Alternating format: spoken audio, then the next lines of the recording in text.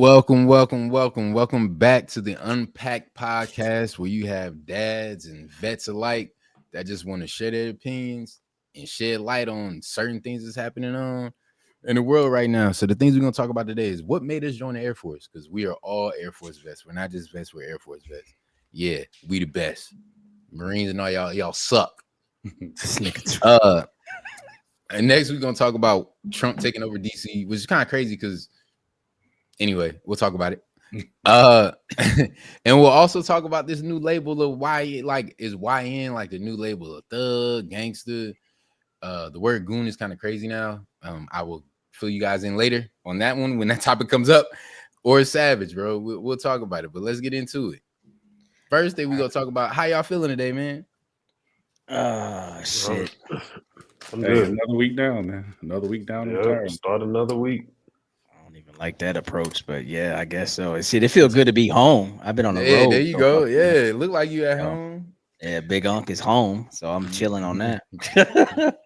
Big Unc Clyde is crazy. That's what it is, dog. I see. I'm the oldest one on the set. Might as well just claim it. Fuck it. Oh my god. Yeah. There it is. Big Unc. There it is. Look at Uno. Uno don't like that. The fact that his name is Big Uno is crazy. Right. Hey, that too. He said, "I'm the thug." I mean, your name is B. He. We don't know what. Oh, hey. B. He got the stick on him. Hey, chill out. Hey, y'all heard Big Uno coming? Hey, chill out. Y'all heard Big Uno coming? We heard Big Uno on the way. Hey, shout out to B Heat. He out here doing his music thing. Y'all go follow him, man. Plug yourself, dog. Where, man. Yeah, go ahead. Y'all can catch us everywhere at PRODBYBHEAT. Produced by B Heat. You can catch me everywhere, all social media. I made it easy for everybody to find me the same exact way. Find all my projects, everything I got coming out. I got this artist with me, BGB. He working on something. We working on shit. We getting shit going. We appreciate the follow and just pay attention. We got something working. But behind the scenes is on OnlyFans. How we start. Hey, look. Hey, look. Let me tell you, type in. Hey, link in bio. Shit, fuck it. We gonna sell these records somehow. Link in bio. These niggas is out control. Hey, but we gonna go ahead and say Ferg, what made you join the Air Force, big dog? Pretty much opportunity. Out here, down here in Baton Rouge, it's pretty much everything down here was a process operator, basically working in the plant. That's pretty much what everybody's go-to type thing. That was you go to college and you just try to figure it out. But after a while, you just I ended up at a job, worked at a grocery store warehouse for a little while, then went to a milk plant. Then I was there for a little while, and that was cool. Then I originally got my CDL there because they said, "Hey, you get your CDL, we'll put you on the truck, whatever." Of course, that shit ain't happened. So then after that, man, my cousin, he had been in for a while, for like I think he about 3 years ahead of me. We were supposed to go in together because my mom and my step pop, they was like, "Hey, y'all can go in on the buddy system, whatever." And I was like, yeah, I ain't trying to hear that shit because I wasn't going. I was like, nah, I'm straight. And so after that, man, I was sitting there 23, making what fucking 10 to 12 bucks an hour for 40 hours a week. And it was just like, man, shit wasn't really going nowhere. So then I just went in there one day. I ain't tell nobody. I really didn't tell. I don't think I told my mama. I don't think I told nobody until it was like shit, after I finished the ASVAB and got through that whole little process and really had to start going up there. I think we had to go up there like once a week and just show our face at the recruiting station. Marty, I know that was a long time ago. Marty, you ain't got look. Marty's part of the draft. I joined before him, so y'all chill out a little. Hey, so after that, man, that was pretty much it. It was just needed direction, man. He needed something else. You only, to be honest, like you only had so much direction that you could go because everybody pretty much had the same idea. Go try to get in the plant, try to be, an operator or something like that. That was everybody's thing. If you was in the plant during that time, I think the going rate was like 25 to 30 bucks an hour. Back then that was damn good money, with the, yeah. So that's what I tried, but ain't worked, man. Got back, jumped in that at that recruiting station, and that was it. Hey man, it's crazy to hear you say something like that because like now you hear folks talk about 20, 21 bucks an hour, and you be like, damn, that ain't really shit. You know what I'm saying? But that used to be like nigga hit 20 bucks like 20 years ago. He's like, hey, this nigga living. Bro, you was that nigga. You got that money on. Cause that's because then you got that Beamer. You could afford that Beamer. You know what I'm saying? You was buying that Benz. That's when niggas was actually buying. Hey, that's when people was buying that box Caprice, putting that bitch on rims. I still want one. What are you talking about? He was buying them dabbers. Yep. Yeah. Them dabbers. Then putting the Lambo doors on the Chargers when Boosie came out with it. Man, man, that's how it was down here. Hey man, niggas trying to get that Charger, man. Niggas had PT Cruisers on dubs. Nigga, you don't understand, bro. Because straight outside of Barstow, when I was down there, straight outside of Barstow, bro, number Chargers and Mustangs down there, bitch. Yeah, facts. Big facts. All right, man. Who up next? Go ahead, Marty. Shit, I needed a job. I mean, I turned 18. It was like this. I turned 18. I was about to graduate. They was like, all right. So, what you gonna do? Like, you don't gotta go home, but you gotta get the hell out of here. So, generational curse. Oh shit! Oh, man. I think, I think y'all two. Because Clyde, did you join after high school too? No, I went to college. Well, then Marty, I honestly think you the only one out the group that joined straight out of high school. So like it was like, hey, and my uncles who just retired from the Army, they said, hey, join the Air Force, do 20 years, you won't regret it. I was like, all right. So I 18 years old, it was April Fool's Day, saw the recruiter. Like I was like, hey, I took the ASVAB a few weeks ago, he's gonna score. He was like, bet I can get you in. So that was it. That was it. And I left for the military 4 months later. After that, I did 20 years, 10 months, nowadays, retired. Now I get a direct deposit. That nigga sound like he did prison time. Hey, bullshit. I get paid. I get 8 hours and 6 minutes. Hey, I did.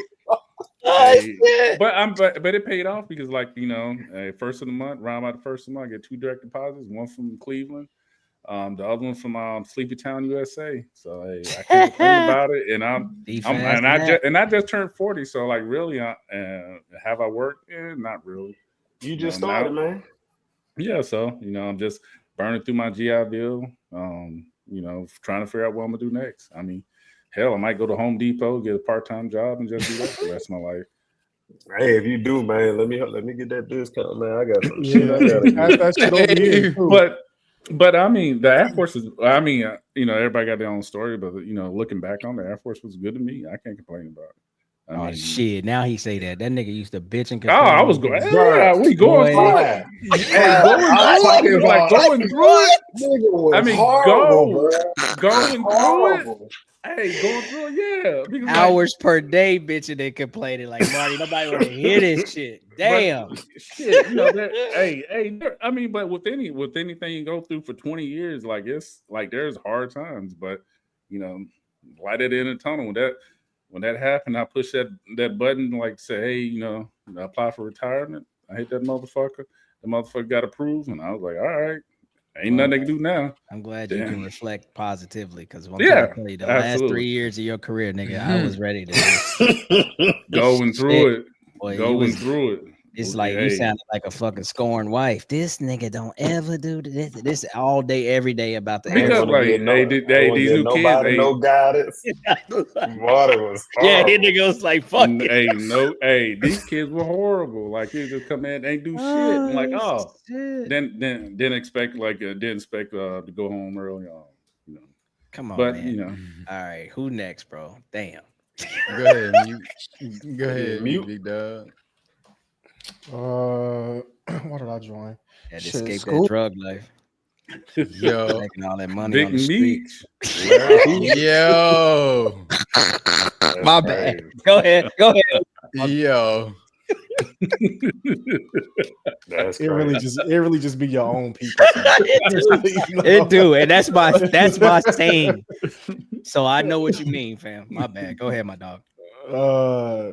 I think for me it was just more so I just needed more like structure and discipline again. Like I know, I mean, most of us in here, well, all of us in here, we grew up playing sports. So it's like after sports stop, like Ferg said, like it's either, you graduate high school, you go to the university or local college, community college, and you working fucking 12, 14 hours to work like a factory job plus trying to, chase other stuff and women, dreams, all that other stuff. Like eventually you just got to get off that, I don't know, get off that pot and find something that's going to really like move you to do something else. Like I don't think the Air Force was ever like my first initial plan, but like when you kind of get down to it, like, bro, I ain't trying to work in no factory or be stuck in Lansing, Michigan with no degree or, trying to figure out, damn, like, how many baby mamas and, I'm gonna deal with and this and that. Cause that's what a lot of it is out here is like a lot of dudes that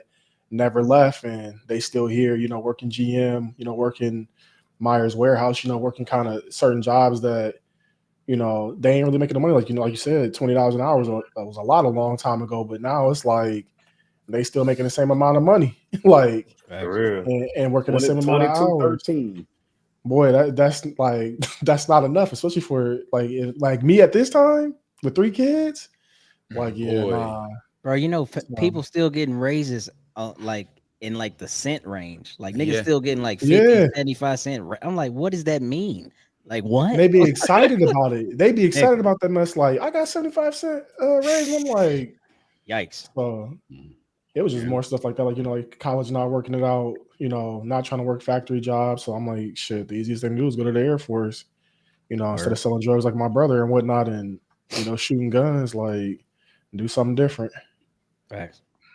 Good shit. Good on you, bro. Being able to foresee yourself being above that. Cause I think we've talked about this in the group a bunch of times. Like a lot of times your environment just kind of contains you. Like you can't escape it. Yeah. You know what I mean? Like even though you have good intentions, you just be like, damn, like how the fuck I end up there right here, Yeah. right? Yeah. You just be there, bro. You just be stuck and you just be there. Man. For sure. Big facts. Shit. All right, I guess I go, man. Yeah, go ahead, Clyde. Hey, I would like to let everybody know that we're about to talk to the richest man I know. Nigga, relax. See, it's always real, one Marty. He Yeah, Marty. has Yeah, chill out. money. nigga. Come on, fam. Hey, So yeah. listen. That is Anyway, look, anyway, Marty my money story, bags over there. Big facts. We know this, but my story Marty is the this, most man. frugal nigga I know. Marty was cutting his own hair for no reason. Hey, Marty was guard down in in the lineup. Yo, not the guard down. Hey, that shit stole the group for chat. no reason, bro. He didn't have to do it. That was Chill on out, Jeter. Xbox chat. That was on Xbox chat. That was on Xbox chat. We was in a recession. We was in a recession, and they was kicking people out. I didn't know if I had to go. So Hey, the nigga I had to first save said, money. Martin, I please go saved give money. a nigga $20 to cut your Bro. And that's when you can get a $20 cut. Bro, That right was outside the years base, ago. dog. Right outside the base. I only did it for like a year or so. That nigga said guard down, no edge, and he wondered why he ain't got no hair down. Year. The nigga that chewed up all the hair follicles. Hey, man, go ahead, Clyde. My bad, Clyde. Go ahead, bro. Okay, fam. So my story is like this, bro. I went to 2 colleges. First one, I just kind of chased a high school girlfriend there. Really didn't want to go to school. Always was solid in high school, but didn't have no plans after that. So I quit that shit. I was working at a pretty decent job actually. I was selling furniture and making money because it was like a commission type job. But that was kind of like coming to a dead end. So I was like, fuck it, I want to try college again. Went to college, walked on to the hoop team.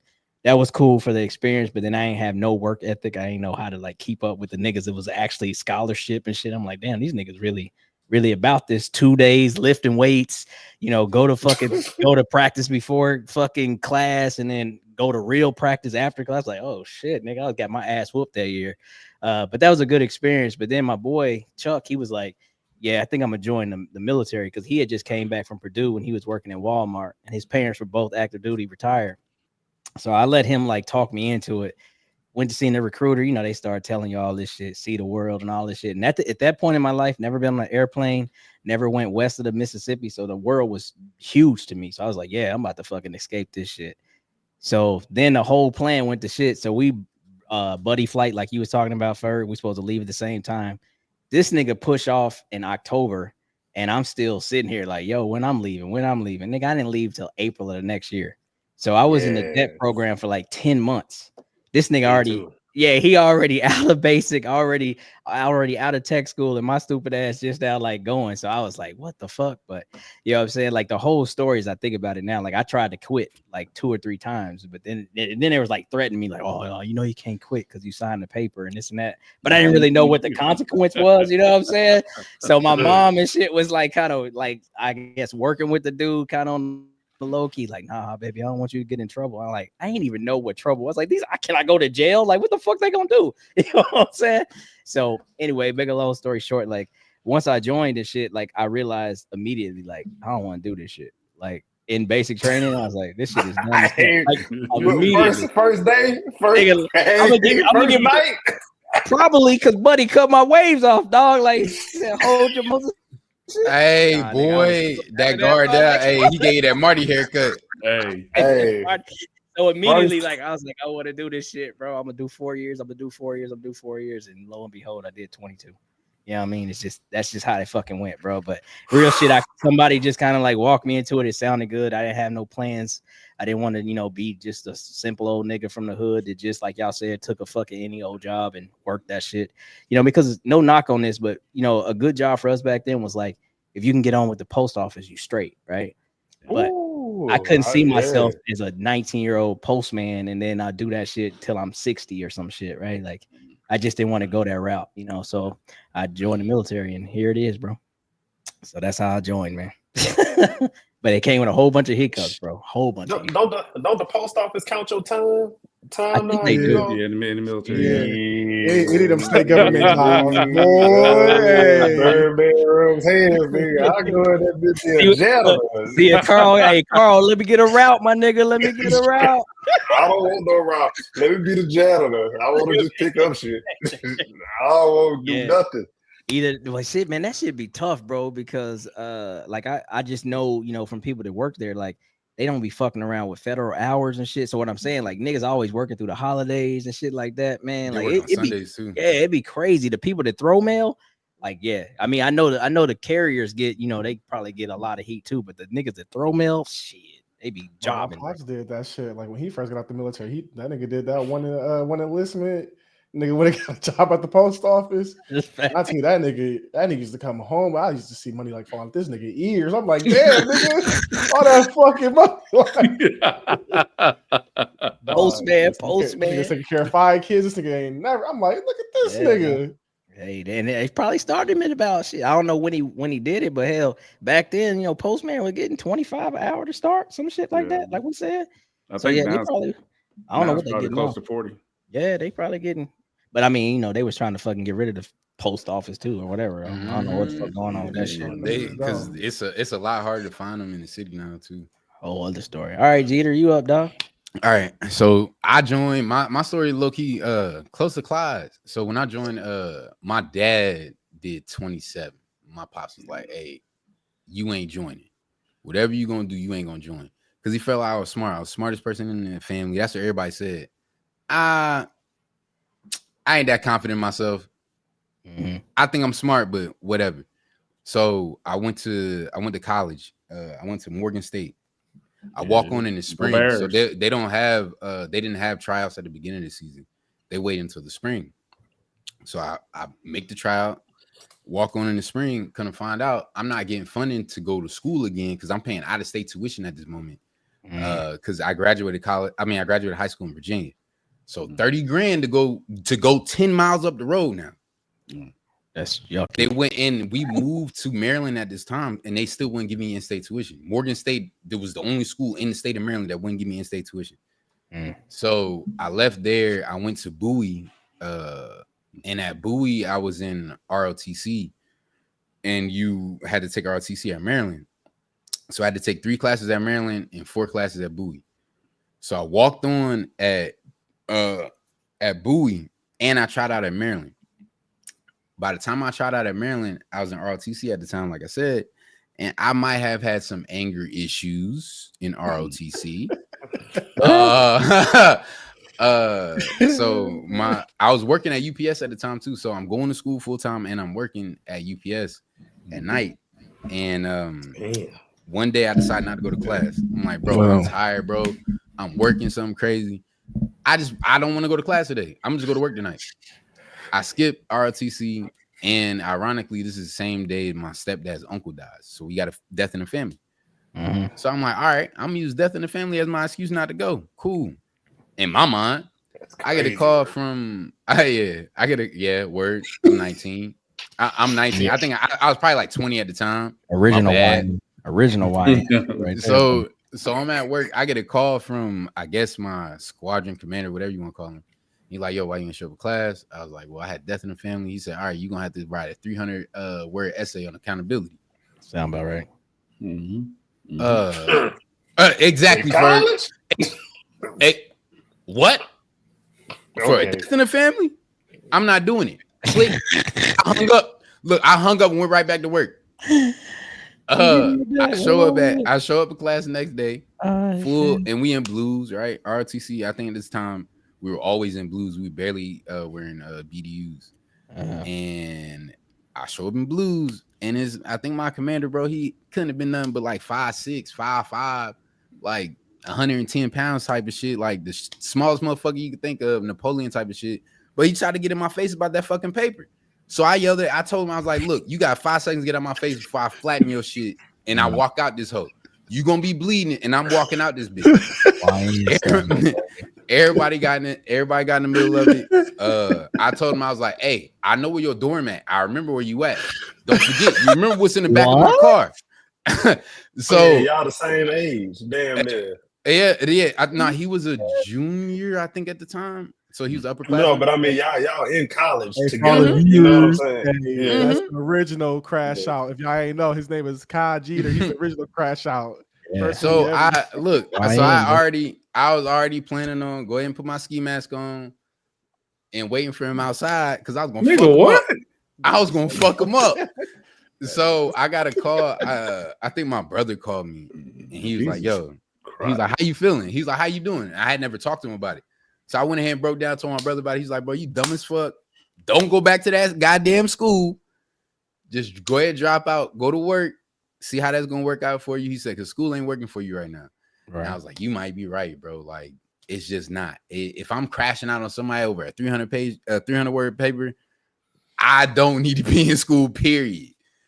So I dropped out. I was actually working at UPS, this place called KPMG, is a marketing company. I was working there. I'll work there from 6:30 to 3:30, and I work at UPS from 4 to 11. Oh. And I was doing that on Monday through Friday. And my sister was like, hey, you working kind of hard. You might as well just join the military. You might as well go back to school. You need that degree, and they're going to pay for it. So I was like, all right, let me go take this ASVAB. Me, her, and my cousin took the ASVAB together. I fell asleep on it. I fell asleep taking the ASVAB because she had to wake me up. Now I got an 89 on it though. I still got an 89 on it. Falling asleep. So at that point, you can get any job you want. I went for cybersecurity. Obviously, that didn't work out. But every time, because when you in a delayed entry program, they be like, hey, we got an opening. You can leave now. In my mind, the Air Force needed my intellect more than I needed it. Obviously, it didn't, because I needed that motherfucker to get out of my mama's house. But because my mom always told me, she was like, either you working or you in the military. You you ain't been in my house either one. So Facts. I was like, bro, I'm not gonna make y'all. I'm not gonna let y'all choose what job I got. So I waited. I signed up in December 2009. No, September 2009. I didn't leave until September 2010. Dang. Yeah. Man, that's everybody, bro. That was me too. Nasty work. It took me a year. Yeah, bro. But the Air Force was the greatest decision I ever made. For real, for real. I can say that because I got 100.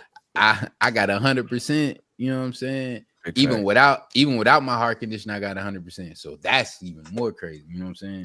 Everybody in the room 100. You 100? Mute. No, I'm at Mute. 90. I think Mute and Ferg 90. working on it. Nah, I got Ferg, you got it? Hey. Yeah, I remember he announced this. So yeah, that's another part, man. Like, you know, like 90. I always kind of looked at that shit too, because again, I didn't know I was gonna do the whole thing, but to do the whole thing and be 100% is wild as fuck. You know, I'm only 43, but it's just like shit just hit differently. You know what I mean? People do that at 38, bro. People get out at 38, 100% disabled, getting their retirement check. They making close to what? They're making like $8 grand every month to wake up and go to sleep type of shit. Like, bro, I just real my body to do sleep apnea. As soon as I can get my body to get sleep apnea down. Hey, bro. Oh my God. I just gotta keep practicing. So that little monitor hit me up like keep practicing is crazy. All right, let's shift gears, bro. Or which one you want to run to? Real deal, real quick. Another Mute, go back for your mental health. That's where you'll get to. That's where you get. That's for real. Did they split that up now? Ain't it all split it up differently now? In a sense, but keep going back and telling them that you just not don't tell them you're going crazy, but tell them that you need to talk to somebody. Just continue to talk to somebody, and they will they give you that 5%, bro. You'll get that 5% from mentally, because I'm 70% for PTSD, bro. Like off rip. I seen the lady number that I have who helped me. Now she send me that. But I mean, it's worth it. It's crazy because nigga, I'm a psycho and they only gave me 30%. But them niggas cashed me out for my back and shit. They seen my records from my back and was like, I always heard back pain. The card tomorrow. Hey, me up for my back. I said, damn. Yeah, but let's talk about why Trump decided to take over DC. All right, here we go. There we go. Hot topic. I guess I'll start. So I did. Yeah, you go, Mark. I did research, and so this is what I found. So I guess he's using like some type of executive order that since he can take over DC as from a public safety emergency, it's like some clause within the Constitution or whatever. Lead with it's the only area that can be done by the president. Yes, like, yes, other states yes, have, okay. yes. All right. So yeah, I mean, but that's why I'm saying like he only can do this in DC. Like any other places, he doesn't have authority because ultimately the governor has authority, have primacy and authority over that particular state. Also, so about the crime data within DC, I found out that actually crime is down for the past few years. It's down 35%, and then it's this year it's actually down additional 7%. 7%. Yep. I looked it up too. Mm-hmm. So continue digging, and what I found out is that there started to be some linear ties with Project 2025 with this, because they're actually looking at with one of the objectives is to extend the presidential executive powers, right, to where he's able to have ability to do a lot of things. Now, of course, I was like, so I looked into it even more, like how far down the list have President Trump has completed in Project 2025, and so far he's at 2/3 within 8 months of actually achieving those objectives. So I'm assuming that right now they're actually looking at trying to figure out if he can expand presidential powers and limit the scope of Congress. That is my hypothesis, and that is what I think is going to happen. So. But I thought this wasn't something that we should have worried about. Remember, like he stated that he hadn't seen it. I mean, of course, we know that was fucking whatever. Yeah, but I'm saying, like, even amongst discussions, a lot of people was like, that ain't really some shit I'm worried about. But like, have y'all rethought that? Do y'all feel differently now? Does it still not really bother you? Like, how y'all feel about that? But it's still staying on the same topic. I mean, for me, like I'm really not thinking about it too much, just simply because I'm trying to focus on my own life and stuff like that. So getting outside the bounds of that is, kind of complicated. But Hey, look, Houston and Fergie in the same house. Every week, huh? Hey man, they got the same interior decorator. So Exactly. so that's how I look at it. So to wrap up my thoughts on it. I mean, we're here now, so what do we do? So I mean, I look at it like this. Just stick it on this part of it. Like I feel like he needed to like set certain examples. I think we all kind of understood what the targets were going to be. We cannot deny that in most inner cities, the crime rate, if you will, is always targeted towards the black community, even though everything, funnels into that. So No, no, that's correct. That's listen correct. to what I'm Yeah, saying. we Listen can to what agree I'm to that one. saying. When motherfuckers is talking about we need to like control crime, they not talking about, I hate to say it, white collar crime, like the guy that like goes and robs a car and no, they talking about like the violent crimes. And even though the violent crimes are spread amongst everyone, they target gang violence and all that. And let's just be honest without being fucking like, like I guess insensitive. Politically correct. Yeah, because that's going to always circle around black folks. We know that there's white yeah. gangs and Mexican Yeah. gangs, but black gangs are always the target of the Look crime at problem. Look, we just got Huey just popped in. Yeah, so for me, all right, I looked at this as like, if this is a place that he can control, which he's doing because he enacted his rights to do so. Like, what is going on up there? I don't even know what's going on. Man, my bad, man. That's man. You called a nigga Huey from Boondocks? UP Newton. Oh, Black Panther. Okay. All right, well, that too. We know he's for the people. But no, I'm just saying, like, I feel like this was his fucking example of what that looks like. Because let's talk about what he talked about on the campaign trail. He talked about cleaning up, as he called them, like, terrible cities like Detroit and Chicago and all that. And right now, he cannot extend himself, outside of his presidential powers to do that. So I think he was like using DC as the example, like, hey, governors, this is what I want y'all to do. Like, take a fucking page out of my book type shit. Because everything he's done, like, it's really much in your face, but he leaves this weird like level of, I'll let you kind of figure out what I mean by this. And then that's what always creates the controversy between Trump and his ideas and his thoughts and his processes for me. Anyway, so I think he was just like putting on for the example. Like, this is what it looked like. Mind you, this is the same guy way back in the day in New York that was all about stop and frisk. Like, he was the one of the huge supporters behind that. He wanted that shit to happen, and they wouldn't stop and frisking white people. So let's just be real with that shit. You know what I'm saying? So that's my thoughts on the whole DC thing. My thoughts, and I'm from that area. So I talked to my family, I talked to my mom. My mom, I'm not gonna say she a big Trump disliker, but a lot of people from that area do not like that man.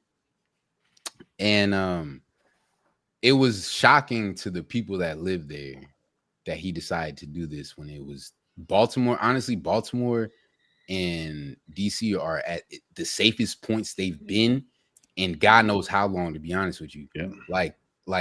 So nobody ever goes on the east side. All right. You just don't go on the east side of DC. You just don't. You only go on the east side of DC when you got business over there or you from there or whatever. You just don't. But now it's slightly more safer to go on that bitch, even though there ain't nothing but slums on that hoe. You can go there. And it's like, shit, they started tearing down some of the right outside the National Stadium. Like, they tore down all the projects out there. Like, legit, completely tore them straight down. Said that all the housing was an eyesore, tore it down and told everybody to go somewhere else. They didn't even give anybody, they didn't give anybody money to move. They just told them to go. Facts. So when things like that are happening and it's like the people are seeing their cities safe, but their president's like, nah, it ain't. I need that. I need it. And it's like, damn, bro, like, is our city really not safe? Like, am I not seeing what I'm seeing? Like, what is the president seeing and his people seeing that I'm not? That's honestly like kind of what real deal is the question there, because they're like, yo, my mom's like, yo, I can go places now. And my mom's from Suitland, which is a suburb. Is not even a suburb of DC. It's literally like a street next to Southeast DC. So my mom's from the hood. She's from that shit, and she's like, yo, I can go back home and drive down there and not like worry about at the stop sign, like, you know what I'm saying, getting pulled out my car. Yeah, it's wild, but I think representation matters. Like, you know, like how the mayor of was it Baltimore? He was speaking out on this shit. He like, look, we in the trenches, we doing the work. You know what I mean? Like, so for them just to be like, you know, just kind of overcasting like what's going on, like that's all to me. That's all that shit is propaganda. You know what I mean? To get to the agenda. But I already said my part. Whoever want to go next? Yeah, I said mine too. You wanna go mute? Yeah, I mean, nah, like, you know, I work with a lot of different people, like a lot of a certain community, and you know, just to hear certain things that they be saying, it kind of like it really just makes you think like people out here really think like that, like they think the things that he's doing is not really, you know, lies off his campaign trail, or you know, thinks that like they're the type of people that don't do their research. Um, the type of people that don't do their research.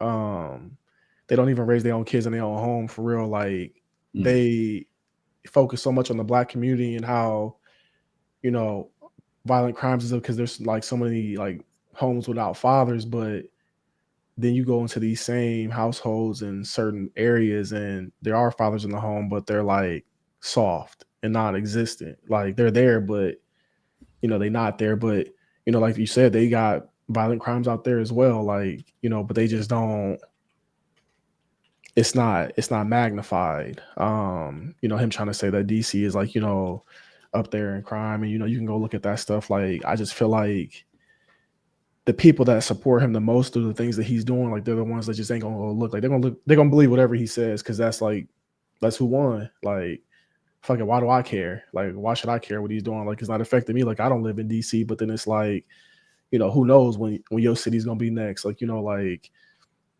they put out a list not too long ago where they put Lansing, Michigan, like number 31 on the list for most dangerous cities, and I'm like, see, it's dangerous, but it ain't like, bro, you can still per live a capita regular life matters, here. bro. Per capita matters, and people don't be paying attention to that, man. Because I got a stat, but go ahead, bro. I'll say it at the end, right before we change. So it's just like, you know, like most capital cities, like that's where you get the most crime anyways. That's where the most people usually be at. So it's like, of course we're gonna be up there. Like us in Detroit, like you don't hear shit about Grand Rapids or, you know, Saginaw kind of calm down. Like Flint, when they had that water stuff going on, like they had a lot of high crime and this and that, but you see a lot of things calm down. But it's like, I mean, if the other side gonna keep, you know, kind of letting him invoke his rights, like, you know, they taking it to court. But we also like I think people starting to realize on the other side, like how long court really can take though. Like how long we be sitting in jails now. So now it's like, okay, like damn, like we about to go sue Trump. Okay, shit, nigga, it's 7 months later. Like he didn't already did what he needed to do. Like y'all hella late. Like, so now y'all gonna see how the justice system work now. So it's like, and he ain't paying shit at all. Like he doing this all for free off their dime. Like we paying for all this stuff, like that tax. Like, so it's like it's just, you know, like you said, what city gonna be next? Like he gonna hit like Chicago. I mean, I don't think he ever gonna hit Chicago. No. That's a different type of place. Them niggas already shooting at cops, so it's like. But I think that goes into like the whole idea of if they're able to, you know, really gerrymander and change like these lines, then you get their people in them spots, and they are able to now infiltrate, you know what I mean, like blue cities, if you will. The urban community always gonna be blue for the most part. Like those metropolitan cities, they always gonna be blue. But if you're able to like start to like, you know, kind of like infiltrate those lines, and now you're like, oh shit, them motherfuckers is voting red now because the lines are different. Then all of a sudden you can get certain people out, get certain people in, and then it might not be direct, but it's indirect because now he's influencing, you know, the new mayors and shit like that to do what he wants them to do. Now that's a fucking long executed plan, very long winded. But ideally, like they're trying to change shit now because they know he's not supposed to run a third time, but they're trying to set it up by whoever runs next. Like it's just a shoe in for them Like they really trying to run this shit for the next 20, 30 years, like without even fucking giving it a break. Is what I'm also saying. They don't want it to move back to the blue side. Like they trying to keep that. I try to tell people at the time, like shit, they should have just threw Bernie in that bitch. Let Bernie run. Let Bernie spin, man. Bernie, that's a whole other Bernie just too up, bro. Bernie older than them. Bernie older than them. What was that movie when Bernie was dead? Weekend at Weekends at Bernie. Yeah, They're pretty much that's pretty much what we had. Weekends at Bernie. Go ahead, Ferg. Yeah, where you at, Ferg? Ferg just mute themselves. I'm here. No, I'm here. My whole thing is like with anything. So, like you said, crime is down in certain areas or whatever, particularly in this area. Trump's whole thing has always been taking credit for some shit that he ain't do. So when the public eye see it, and so like now he implemented this whole little policing thing. So when they look at the numbers, as far as when the numbers go being reported after this, they're gonna be like, well, hey, crime is down exponentially from where it was, whatever. But it was already on that trend. You know what I'm saying? But that's one of his things. He's gonna take credit for some shit that he ain't do. Or at least that he was just in the process of doing it. He adds on to it, put his name on it, put a stamp on it. Boom, that was my shit. It wasn't yours. And everybody on whatever side it is, the right side, now they believe it. Rah, rah, rah. We got the confidence. We told you he was whatever that he was. Okay, cool. As far as the play that I see is the same play damn near everywhere else. It's the gentrification of a city. So you take the police out of it. The crime goes up. Of course, everything else on that side, the property values, everything else goes down. Like you said, they go around, they boom, tow the projects down, come back, they're gonna rebuild it back. New everything's going to be nice, highly policed, it's going to be top of line, everything. So that means that even if you are staying there, even if you decided not to leave, your property tax is now going to go up. And if you can't pay your property tax, you got to go. Yeah. So those are the things where I see where it's kind of like a different game.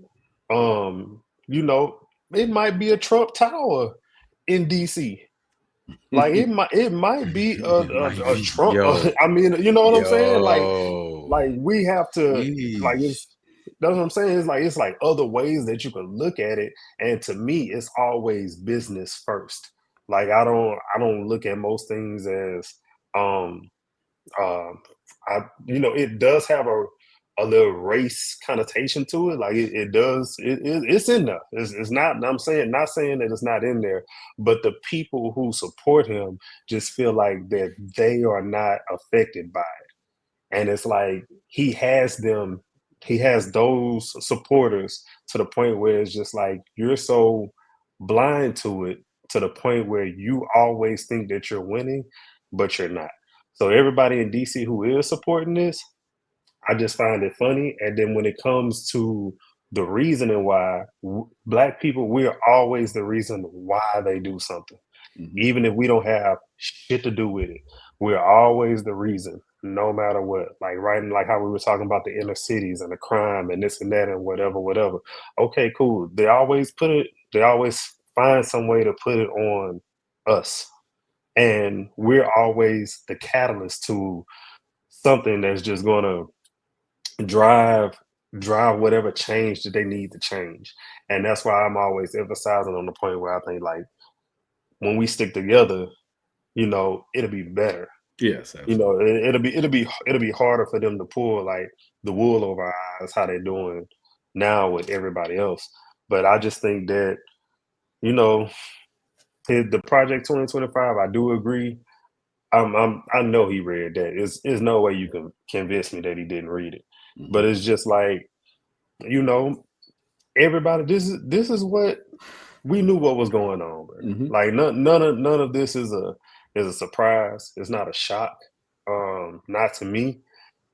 It's just at some point, instead of us being in uproar, we gotta come together and kind of combat this shit. You know what I'm saying? Like, am I worried about it? No, not really, because I just feel like as a 38-year-old man, I done seen a bunch of shit. You know what I'm saying? And I still have people living who done seen more than me. And it's just like, hey, we done seen a lot of this shit. Now the people who are on the streets now who don't look like us, and they're in an uproar, and they're like protesting and all this shit, and calling somebody a tyrant and a Nazi and a fascist and all that. They're the ones that's worried. I ain't worried because I just know. I mean, my shit gonna go on. You know what I'm saying? We gonna keep it rolling. We just gotta keep educating ourselves and don't be crazy. Don't do nothing stupid like. But just that's the way I'm looking at it. It's just more from a business standpoint. I just think like somebody's gonna benefit from it in the short term, but in the longer term, I think like something else around there. How they do with the monuments. Yeah. That look like us now. It's a monument out there now. I'm just saying. You know what? It's funny that you say that, because I said something to my mama the other day. I was like, look, I'm gonna tell you this. It's like, don't be surprised if you take that MLK thing down. I'm just saying. I was like, ain't nothing off the table. I was like, don't be surprised. I was like, mama, because my mom was like, no. I was like, look, he released his. I was like, mama, think about it. They unsealed those documents and tried to make this man seem like he was like out there just fucking hoes. You know what I'm saying? Just out there just doing unsavory stuff that a pastor wouldn't do. But they're idiots because he's doing exactly what every fucking pastor ever did. This nigga's what pastor? I'm saying, like, bro. I'm saying, what pastor wasn't out there just. All right, I ain't going down that route, but I would just say this. I would just say this because look, like we also can't get shit past the goal line because remember, shit seems like yesterday we was talking about putting Harriet on the dub. That shit went to the fucking like that shit. Like we was like, oh shit, this about to happen. It's like, nah. Slide that on. We gonna get these little niggas hope real quick, and then we just gonna take it away. The same thing. Like it's funny that like even this year, right? We had our fucking, you had Juneteenth, but then all of a sudden, government wise, we got too many off days. Yeah. So what does that mean for the future of federal holiday? But they brought back the name of Christopher Columbus. That's gonna be that name again. It's not Indigenous People Day no more. Look. So the victors go to spoils, right? The victors go to spoils. The victors wrote that book. The victors wrote that Columbus found the new world. You know what I'm saying? So it's just, but like that's what you get. Even in here, even in Texas, right? I'm 100% sure in Texas, Jordy is not learning about Black history. At all. It's very minimal. Minimal. Bro, in middle school, at least on my side, bro. They didn't even have Black History Month. It wasn't even there. Like they didn't have it. During Black History, my daughter's learning about the Spanish American War. We're in San Antonio when I was coming up. Yeah, San Antonio. I mean, but that's what I mean. And they're taking out racial tensions out of school books. They're teaching kids that Black people wanted slavery. Like we, you know what I'm saying? Skills. Like, so we learned skills in slavery is proud as fuck. Like that's new rhetoric. Like, like we taught you what skills do we learn? How to work hard, nigga, and how to like if I taught you how to I don't know, if I taught you how to do field work, ultimately that led to the sharecropping part. So now you knew how to but they weren't teaching them. The Africans already knew how to do the shit. I'm not doing this. They already knew how to, and that's what's crazy about it.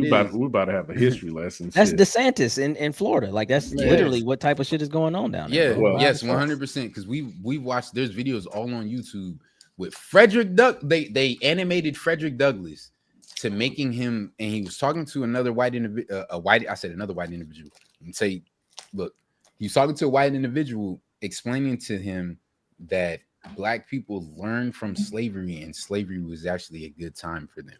Yeah, facts. Like it's crazy, but you look at all of the other markers though. But look at the markers about how public education will be defunded if they don't do this. Like they are really targeting that DEI shit because that's how you control the scope of everything. Like when you could control like how people are going to get funded, motherfuckers going to bend your way because if you don't fund them, they lose the ability to be even open. You know what I'm saying? Mm-hmm. Like, so that's kind of a tactic that's like wild as shit when you think about it, because money makes everything go. So if you threaten money, then yeah, you can make motherfuckers do what you want to do, you know. Or they say, no, I'm gonna stand against you, and then eventually they ostracized and wiped out anyway. So that's the type of shit that we're up against. And again, like, I know how we all feel personally, so we don't even have to turn this into a great debate. But it's just like, it's not always fear mongering, bro. It's honestly just like being aware of like how someone plays the game. And like you said, Ferg, it's always about the bigger deal, which is who's going to benefit. But that's why you have a career fucking businessman in the office that never knew shit about politics from the lowest level. This nigga was never even like a what's that? What was that shit? What's that? Well, not like a city councilman. What's below that? Alderman. This nigga wasn't even never alderman. Nigga, like at the most basic level type shit. Like, how the fuck you rise to the president, my nigga? Jesus. That's what I'm saying, man. I just think Richard Nixon was the same way, wasn't he? Yeah. It's just bigger. It's a bigger play, man. That's how I feel. I just think it's a bigger play to it. Always. It does bring. I think it just involves money. It does bring up something I just read. It just brings up something I just read about in North Carolina, which is like a blue state, right? They're gonna be short up to October 1st. That's when this new Medicaid, Medicare law goes into effect and the bills and stuff. They're gonna be short $1 billion for it. And so they're going to have to figure out how they're going to like backfill that as a state. And so they're looking at probably like, hey, you know, we don't, they pretty much going to have to like cut funding from red counties who voted for him to fund this, because I struggle with that word. Cities with property tax stuff, high property tax, are able to pay for roads and schools and all this stuff. It's kind of like more split up that way. But, you know, they're not going to cut school funding because, you know, they have the state lottery. And so the quickest way is to cut cut like country roads and stuff like that. So country roads are going to get worse in the locations that actually voted for them. And the places that didn't vote for them are kind of going to remain the same, just so they can pay the bills for people to receive certain treatments and stuff like that. That's what they're doing here. That's what they're doing in Texas, though. Bro. But they're doing that in Texas. So the Texas government right now is at a standstill the same way. So you talked about gerrymandering earlier, right? We talked about redistricting and repositioning different places. They're trying to do that in Texas. They're trying to take out Charles County, which is Houston. Houston's blue. Dallas is always blue, and San Antonio is always blue. They're trying to move those. They wanted to start with Harris County before. They actually started talking about that like 2 years ago. But they're definitely trying to do it now. And that's why. So all the Democrats took off. Yeah. All the Democrats took off, and they said they weren't going to show back up until something that was going to work out with it. Mm-hmm. And that's what I'm saying. Think they like, came back today or way, I think they did something yesterday too. Yeah, like, and going forward, no matter how you vote, we didn't have this conversation ad nauseum, but it's like what has to be the truth is, if you're gonna play politics, you got to play at the same level no more. Like you can't be, oh, I'm the bigger person, I turn the other cheek, like that shit. And that's why I said Gavin Newsom really is the leader of that. And his like actions, like he'd take a note and he'd be like, oh, that's what we got going on. Say less.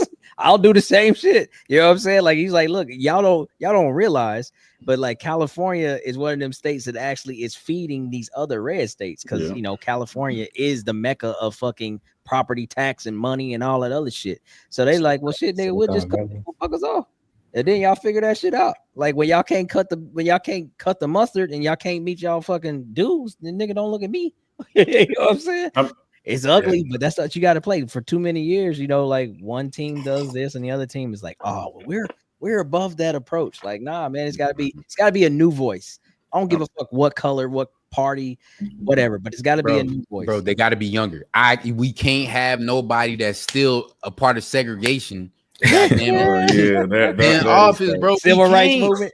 We can't, bro. We can't have anybody that was around for for the Civil Rights Act of 1964 We can't have nobody for that, bro. We can't. Which is wild because Jesse and fucking what's the old boy name? What's the other one? You talking about Al?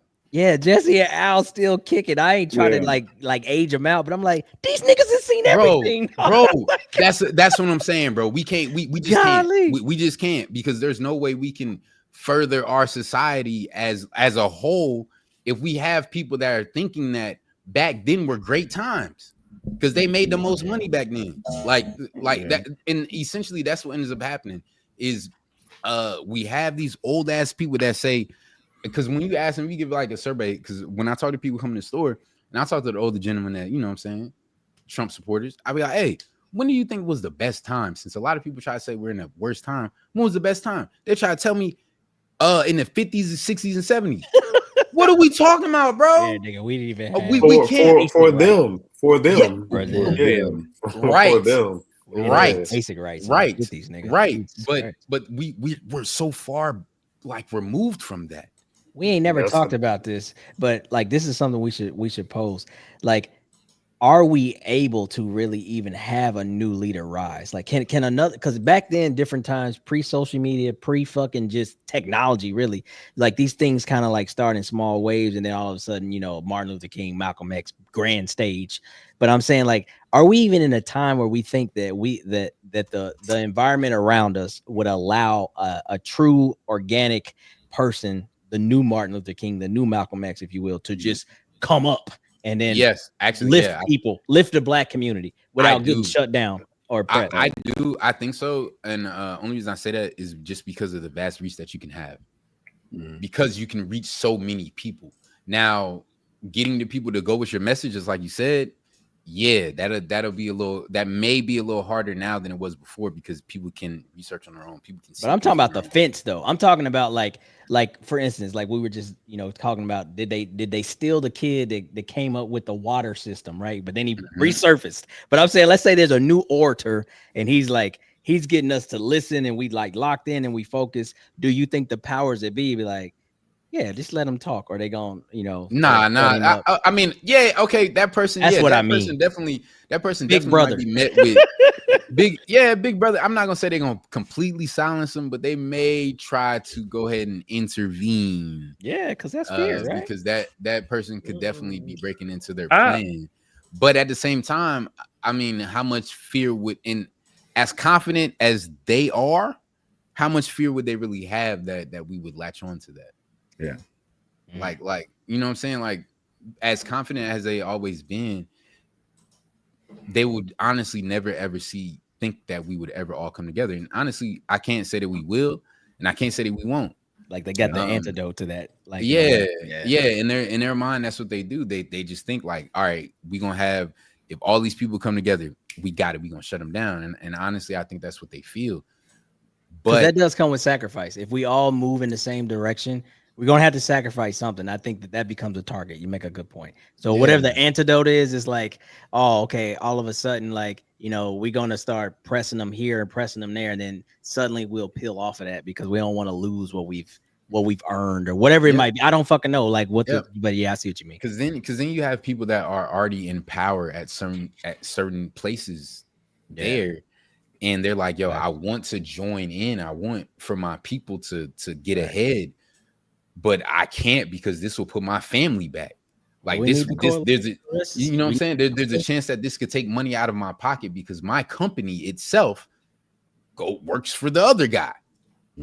Yeah, I think the new strategy is. Oh, go ahead. You're not ready then. Yeah. No, I was just saying, you're not ready then. I mean, bottom line is gonna turn into. And the only question is you willing to die for it? Yeah. That's pretty much the only question is, are you willing to die for it? And not die like, man, I'm not dying for these YNs. And it's like, all right, like we're not really talking about just dying. It's like we're talking about but we talking about the whole the overall spectrum of the next whatever. Like we see, I mean, I'm not saying Donald Trump is willing to die for this, but he presents it like he's willing to die for it.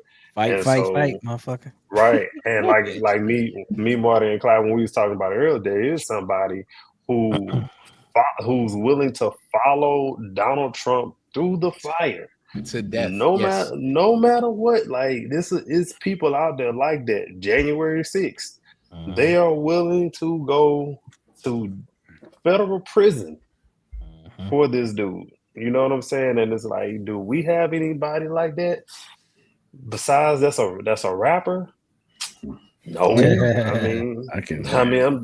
I'm just saying, it's like you, because we used to have the athletes that used to do it. You know what I'm saying? and like then we had shit like that. But now it's like as black people, it's like you have this crazy checklist to be a leader. It's like, well, Yes. what you look like? Is he tall? Is he short? How much money he got? What was his education? Well, what's his political background? Is he Democrat or Republican? Where he live at? Was he poor to rich, or was he always rich? It was like what shoes he wear. And it's like how many hoes he fucked. What? Yeah, I'm just saying, like, married to. Yeah, Like, who's mommy there? Yeah, word, because in my own like I'm married to a Mexican. People could easily say, "Hey, you can't talk about black struggles. You didn't even try to continue black love." Oh, You know what I'm saying? Like, I've had that type of conversation with my family members before. But that's a thing. It's a thing that black, like, that a lot of older black people like still feel like no crossbreeding, ain't no crossbreeding. Hey, I get it. I understand that, but love is love. Love is love, bro. Or that Umar face that. But you can't, right? I was, on some real shit. I was trying to find it, but I was like, I ain't gonna even do it. We gotta have it loaded. But it's like that.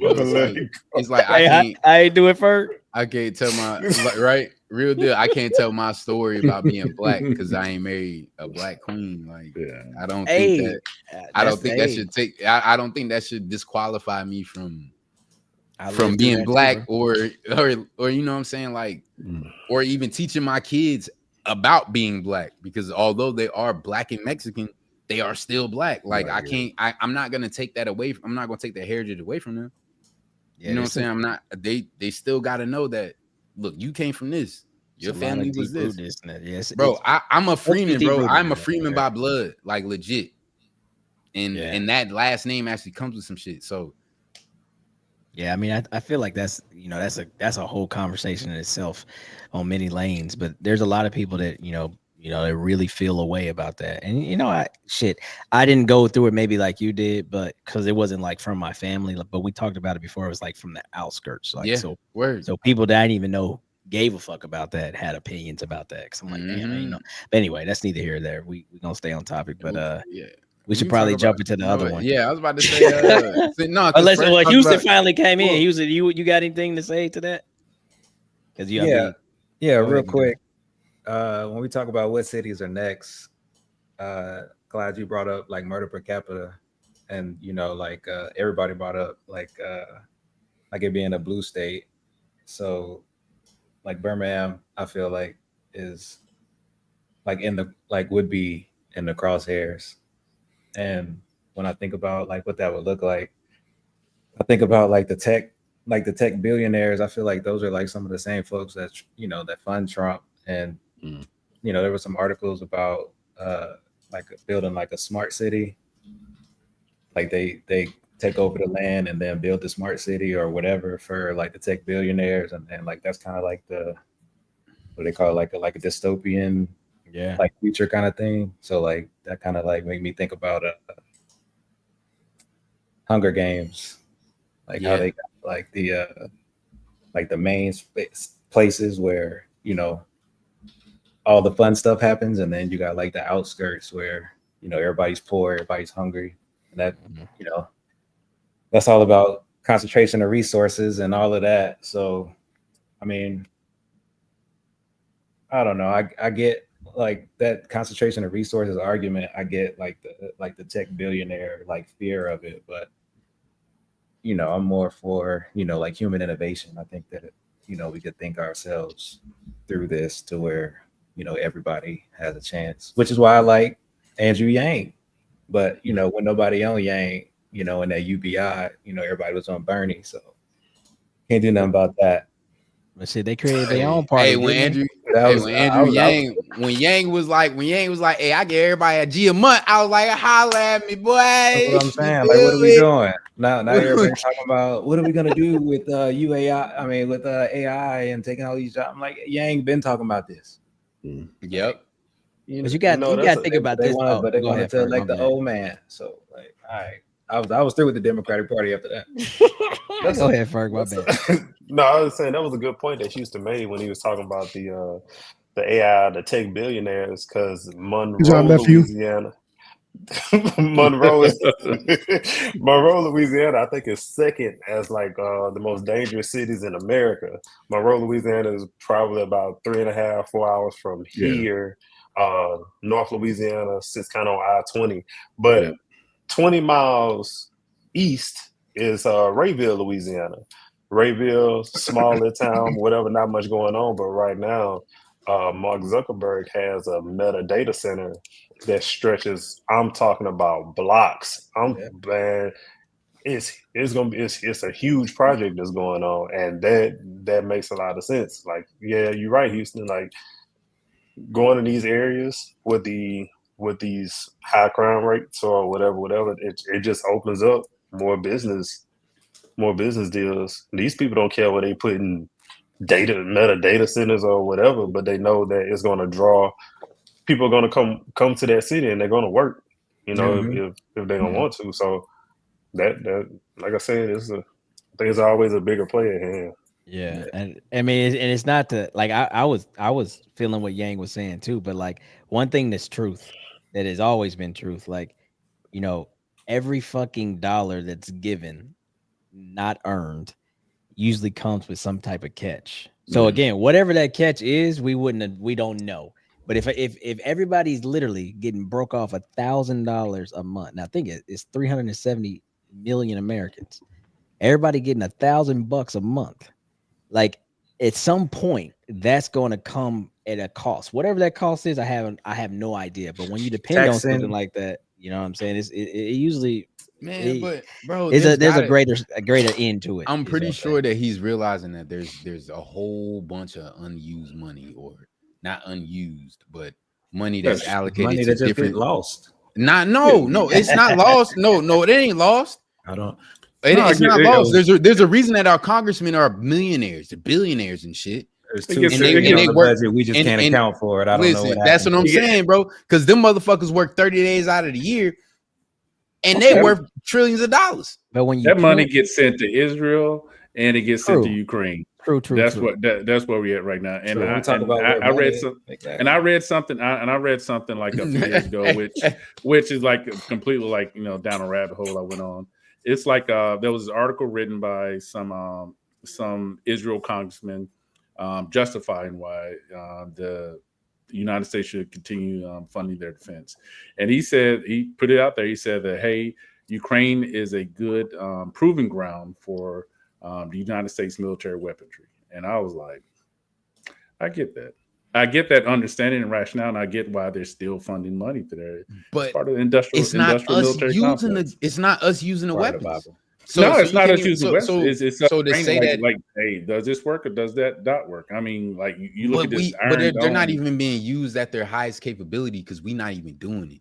So they conventional weapons too. So it's not like we can practice on our own training platforms. It ain't like they using nukes, my nigga. Like, and we've even done that in America. Like, so but I don't know. But like, if you print money, that brings inflation. So we get this $1,000 a month, but it's really just kind of equating out to the same because now everything costs more, right? So you can count higher, but it's literally like, damn, I'm giving more out too. That's all inflation does. I mean, we printed more money in the last 3 years than ever in the history of the fucking country. You know what I mean? So I don't know, but fuck it, man. It is what it is. But great fucking topic. Go ahead. Definitely. All right. So Ferg, so Ferg talked about I ain't dying for these YNs. Oh shoot! We even talked about. Wait. My bad. Which way? Well, because we're on a limited time, so I was gonna save that NIL thing for another time because that NIL conversation I believe is gonna be way more lengthier than this one. We're already at cool. hour then. So YNs being labeled the new thugs and savages and shit like that. Let me tell y'all something. Let me tell you about this word goon. All right. So you know how when we grew up, we took slang and we just abbreviated it. We just took longer words and we abbreviated it. We didn't change the meaning of entire words. So goon now for the kids that are like for the Gen Z, I'll say gooner is it's called a gooner, and you're a perv. Like you're What? yeah. Nephew, what y'all got going on? Yeah. Tell me, young Yeah. blood. Yeah. So like Oh, so like Tell if a me. dude, let's Going just to say, school with him. you know what I'm saying? You know, we say when you look at the comments and say and see a dude make an over freaky comment to a chick, like say somebody hips or something. I don't know, something outlandish where nobody else is talking about it, but he points out something on her body. Like, oh, bro, you just super freaky. That's what we would say. Oh, you just on freak time. No, they were like, oh, he a gooner. That's a gooner.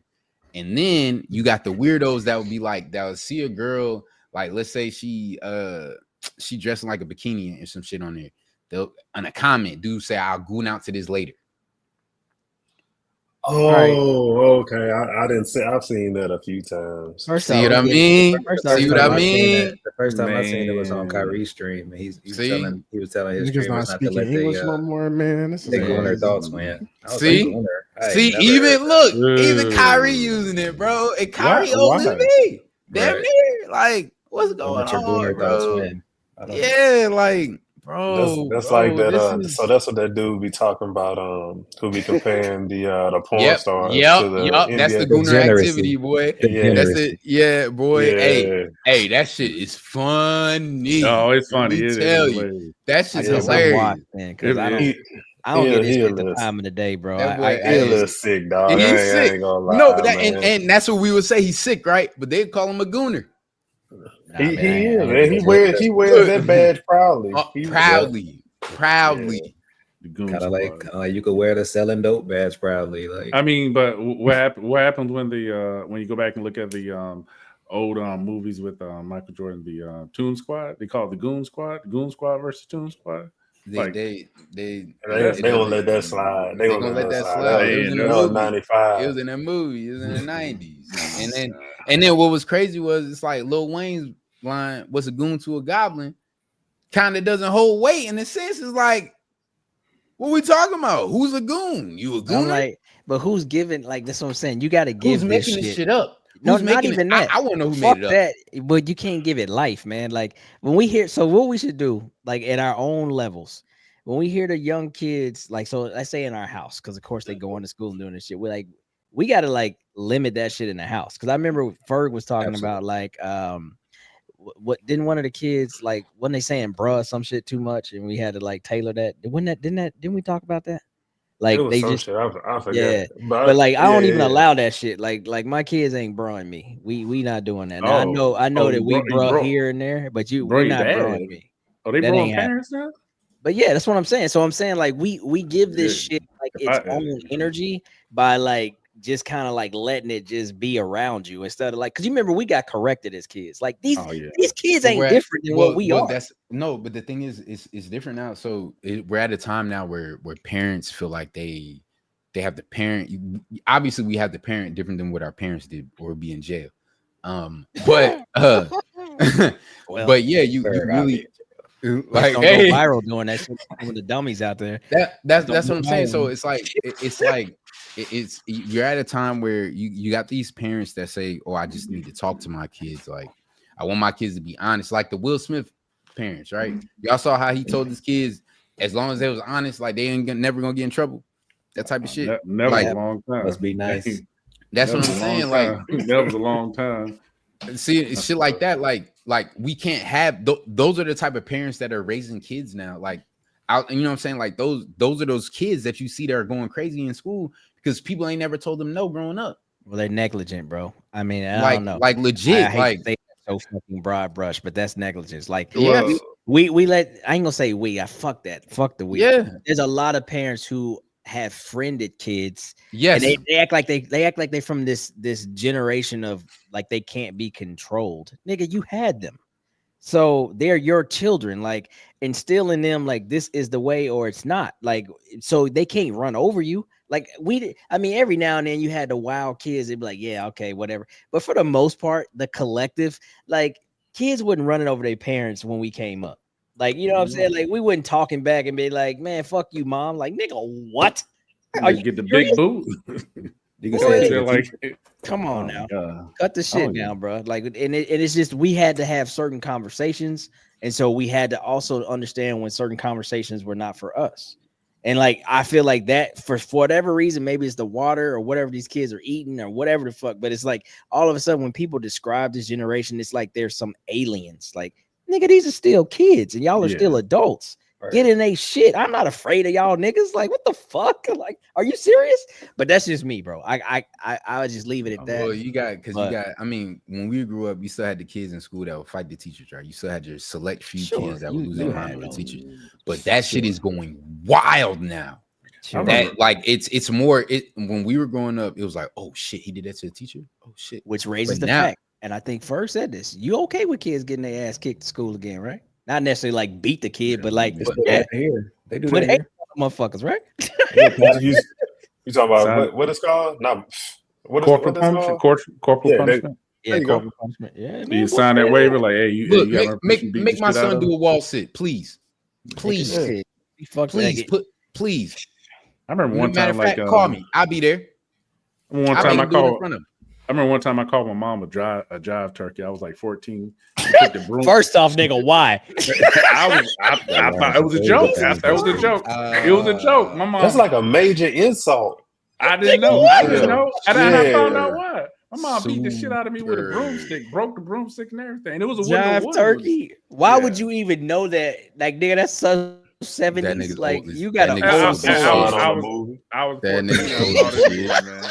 Jive turkey on the movie and thought it was 90 anything is crazy. My mom 5 foot and a half, all 125, beat the shit out of me with a broomstick, broke the thing over me. So I never called her that, man. Boy, now I called my sister a prostitute, my stepsister a prostitute one time. My dad lost his shit. All right, so look, I'm like 10. My mom. So my parents split when I was 5, and when I used to go places with my mom put me in spots where a kid probably shouldn't be. She took me to go see Deuce Bigalow, Male Gigolo. You know what I'm saying? 10 years old, probably should not see that movie. So I'm chilling. We doing something, and I make a joke. I'm like, ha ha ha, you acting like a prostitute. Boom. Nigga Eddie Griffin was funny. Deuce it.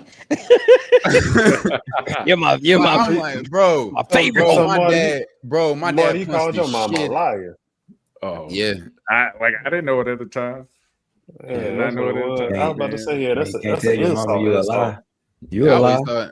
I always thought job turkey just meant like just another derogatory term. I didn't know it meant specifically being a liar. That's crazy. That's what it says. But learn something new every day. That Urban Dictionary. I guess. Some shit. I just Googled it. You know, a liar. Yes, he fucked your ass up. Beat the shit out of me. I was in the corner trying to dance and shit. Nah, hell no, just. That why turkeys ain't job. I think that YN label. My bad. Go ahead. Good.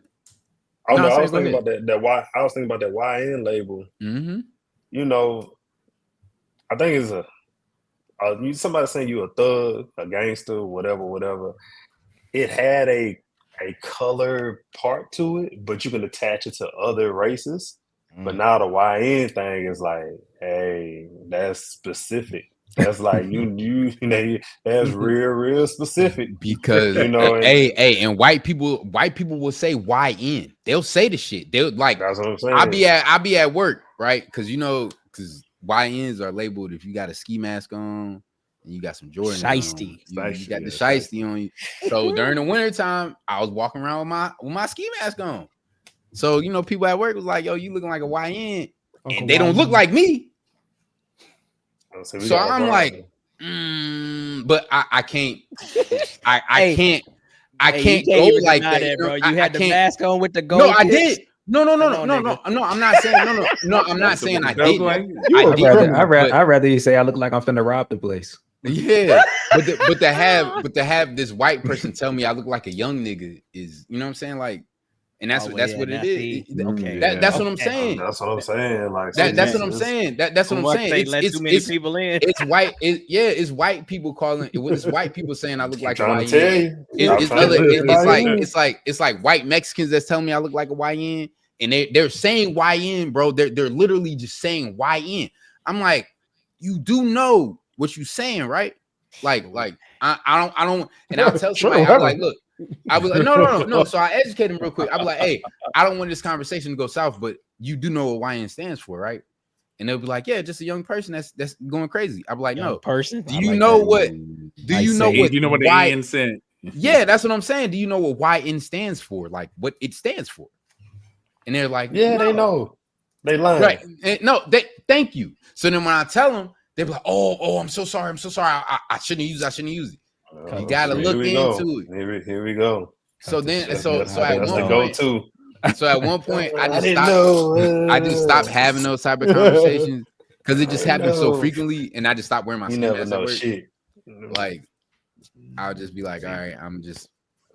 But I still think we give it too much energy, man. I know we always, and we've talked about this a lot, how the culture is whatever we set the culture to be at that time. And I get it. Like our urban slang and talk and shit, you know, it's almost like our thing that identifies us, and it changes per generation.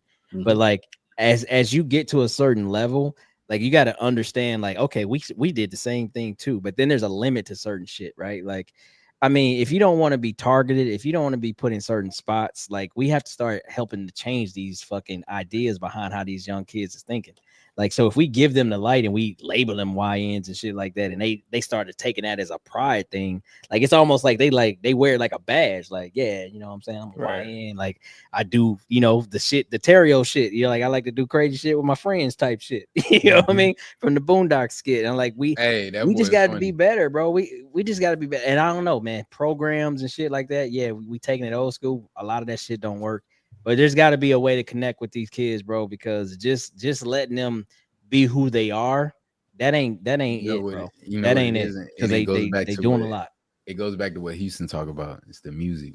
So think about it this way: when we were growing up, right? When we were growing up, we idolized we idolized the drug dealers making it out of the hood.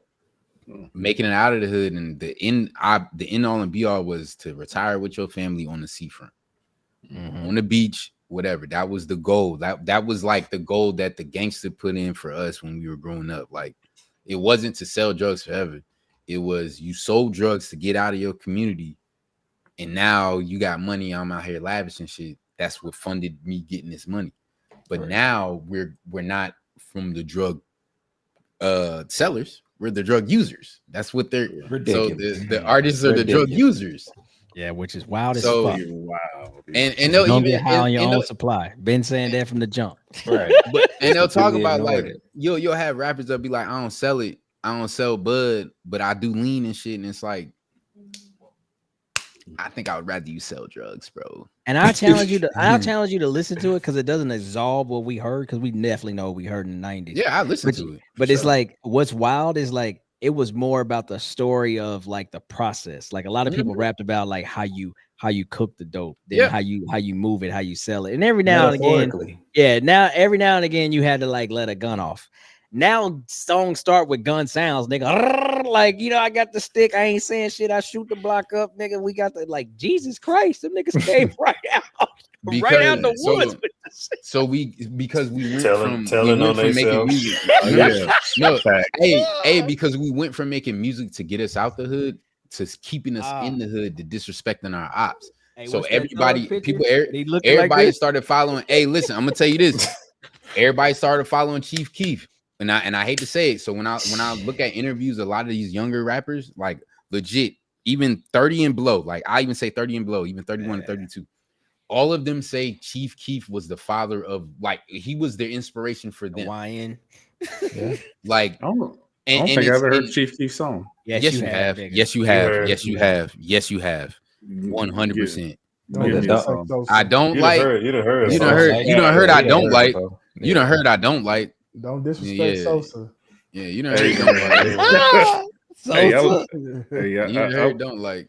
Yeah, I you listen to done heard Mississippi don't Man. like. All right, man, leave me alone. Nah, I'm telling you, you done heard don't like because that shit got everywhere at one point. But yeah, Finito. bro. I don't give I a had to fuck. run back. I had to Finito, run Bro, back. everybody like forever on my Finito, bro. Everybody run like back. Finito, bro. I ain't gonna lie to you. Finito's probably one of the least favorite Chief Keef songs for me, bro. the way that shit come in, I don't give a That's fuck. what everybody bro. say, bro. Like, and he go crazy, bro. And he go crazy. Everybody go crazy when they hear that shit. Like, they go stupid, but That I shit just come in the can't gym, bro. Add another plate, nigga. Both sides. Let's go.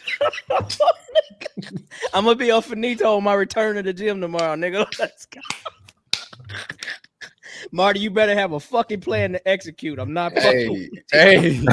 March Madness. He coming in with March Madness. Hey, it's a push day, so you gonna push Dress it everything. up and make it real is a for me, push nigga. day. God damn. Whatever that fucking means. Hey, we pushing know everything. Exactly. Well, Hey, all right, hey. you know what I'm saying? Y'all got any last words for the Oh, people shit. as Good we talk, wind boys. down and this was a great episode Great again. talk. So y'all got Hey, I hate that I missed it. You know, you was on YN activities, man. Getting up and See, that's the problem right there. Everybody just got to say it, and then it just gives other people permission to say it. Like you said, Clyde, we just give too much permission to it. And, you know, it started with the niggas on ESPN talking about YN. Like we all said, yes, bro. If you want to say YN in the barbershop when you talking and like it ain't being bro. recorded, They say that like, shit cool, all but, on, bro. They say that shit, and they just be letting that shit rock. Like Dan Orlovsky will say some shit about it. Like all the white people will say YN on that shit like it's okay. Oh, I have not heard that. Because wow. Dan said it. It was he was referring to. It kind of started with Lane. Remember Lane? The barbecue. With I was just about to say that's probably what they think it is. Young naysayers. Yep. That's probably what they think it means. Naysayers. Let a naysayer know. Yeah. I did not know that. That's crazy. I think I done heard Kendrick Perkins. I think I done heard Kendrick Perkins say it. Say YN. Maybe once or twice. I think. I gotta pay attention more. I kind of be listening to Perk, but then again, I don't. Perk like just shit, man. Perk said he was the one that brought the team together. In OKC, he was the leader. Got three future Hall of Famers on the team, but we gonna let Kendrick Perk. Yeah. Anybody got some final parting words? Marty, you got another quote for us nigga damas? Yes. I think that I want to empower every man on this panel to plant a tree that we will never see shade. We will never seek shade under. So, God damn, Marty, like, okay. Wait, say that again. Say I'm like, what, my nigga? Like, put this much into the fucking workout tomorrow, please, nigga. Because I said plant a tree in which we will never seek shade under. We would never seek shade under. Yeah. I'm gonna have to look and see. I'm gonna have to. I'm trying to put the metaphor together. So that's saying, Marty? What's the emphasis? Appreciate you. It means do something today that'll affect your future generations. That will never seek shade under, like. Yeah, because you won't reap the benefits of growing a tree. Like that's for the folks who are born later. Oh, okay. They're gonna be That's you. Huey. Come on, Huey. Move. Hey, what I tell you, Huey. I told you Huey was in here. I told y'all Huey was in here. Yeah, Marty. Don't sit here. Don't sit here. If wasn't here, stuff. That's what I'm saying. Don't be sitting here quoting stuff and somebody gotta break it down. I was about to break it down. I thought it was a common colloquialism. No, that's because y'all niggas heard y'all from the South, Marty. That's because y'all from the South. Ferg took his spin out, nigga. I got to do it. Ferg said the same shit. Ferg like, I'm from the South. I ain't never heard that shit either. For real, I had to write it down. Like, what this nigga talking about? Apples? They talk about gravity. Talking about computers. So you want me? So now you want me to start explaining how I said it? No, you ain't got to explain it, bro. We got it. We locked in. I got you now. That was a good power to Huey. Look at Huey, boy. I don't blow my shit out when it grow like that. Then I can get wisdom. Hey, bro. Wisdom. Like he said, no, you're not. He said, no, you're not. No, you're not. All right, what you got? Who next? Anybody can go next. If nobody got no parting words. I mean, speaking of Steve Jobs and Apple, The Matrix is a documentary. Check out The Matrix. Oh. Yeah, it's about. I agree. I agree. I agree. No. I agree. Well, I completely agree. Oh, well, it says collective stories from the Bible. Really. You talking Matrix? Yeah. Okay, we got all kind of lanes we can go down on that one day. No, What? yeah, no, I agree. No, because there's definitely some biblical connotation. Zion was the city, and what that meant, and definitely. Yeah, big facts. And the one was Jesus, so You know, it's Zion versus Rome. We talking about the Matrix right now? Yeah, man. Yeah. Okay, so anyways, I'm gonna go ahead and get myself. Come on, coach. Yeah, go ahead. Hype us up. Like I said, fucking that. Come on, coach. First of Hype all, us up. Hype us up, nephew. About that YN culture, they ain't never punctual. So whoever was late, get your shit together, nephew. Yeah, they should. Other than that, be on time. Exactly. That's what I'm trying to tell my nephew, but he was late today. So late to what? What I was late to? Why y'all got to do this, man? I'm always on time. Let the boy close. Close, boy, close. Yeah, no, I raised a YN, so yeah, they Bryce wild is coach not right a YN. now. Y'all don't do y'all. Fuck no. You will not do my nephew like that. You fuck see? that. You see? Now, for real. Bryce is far from a YN. And that's what the cops gonna say when they pull a box. Right there.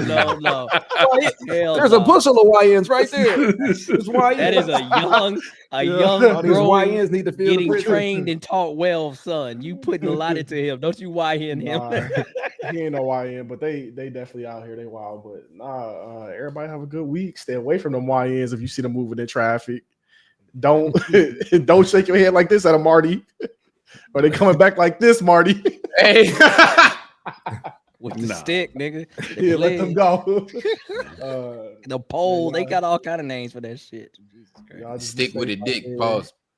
Ferg on the road, Houston at the crib. Everybody be safe. Jeter at the shop. Everybody just be safe this weekend. Big facts. Appreciate it. Yeah. All right, I'll say something quick. Find a new way if you can, or just fucking keep doing what you're doing, but find a new way to self-care for yourself. Speaking to all of my fellas, mental health matters and small shit fucking counts too. So if it's something that's positive that you find that's helping you fucking relieve whatever levels of stress you got, put a lot of energy into that shit this week, especially if it's something that you're trying new. So hey man, that's what I'm on right now. So shout out to all the mamas in the robes holding the babies. You feel me? Shout out to all the mamas holding the babies, because we love the babies. You feel me? Hey, and this is Unpacked, and we are done unpacking. Thank you for listening. Please tune in next week for another episode, and we're out. One.